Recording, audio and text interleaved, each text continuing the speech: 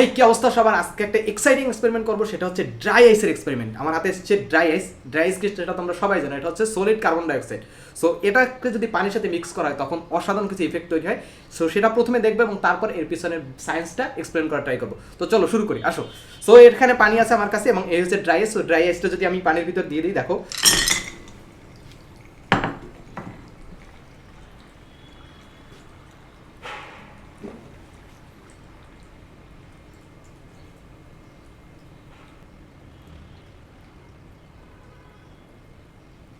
So আসো এখন explain করি এটা কেন হয়। ড্রাই আইস আসলে হচ্ছে কার্বন ডাইঅক্সাইড। কার্বন ডাইঅক্সাইডের সলিড ফর্ম। কার্বন ডাইঅক্সাইডের দুইটা অবস্থা আছে, একটা হচ্ছে সলিড আর একটা হচ্ছে গ্যাসিয়াস। মানে এটা হচ্ছে সরাসরি কঠিন অবস্থা থেকে গ্যাসীয় অবস্থায় পরিণত হয়।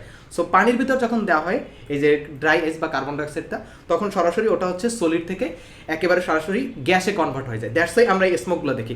এই স্মোকগুলো পুরোটা কিন্তু কার্বন ডাইঅক্সাইড না, ও হচ্ছে প্রচুর ঠান্ডা। এটা টেম্পারেচার হচ্ছে -70°C। সো -70°C যখন এটা থাকে তখন এর আশেপাশের বাতাসগুলোকে বা বাতাসে থাকা যেই জলীয় বাষ্পগুলোকে আছে ওটাকে তরলে পরিণত করে। সো আমরা যেই ধোঁয়া স্মোকগুলো দেখি সেগুলো সাধারণত এই আমাদের চারপাশে যে জলীয় বাষ্প ওইটা ঠান্ডা অবস্থায় পরিণত হয়, ওইটা যে লিকুইডে পরিণত হয় সেটাই আমরা দেখতে পাই।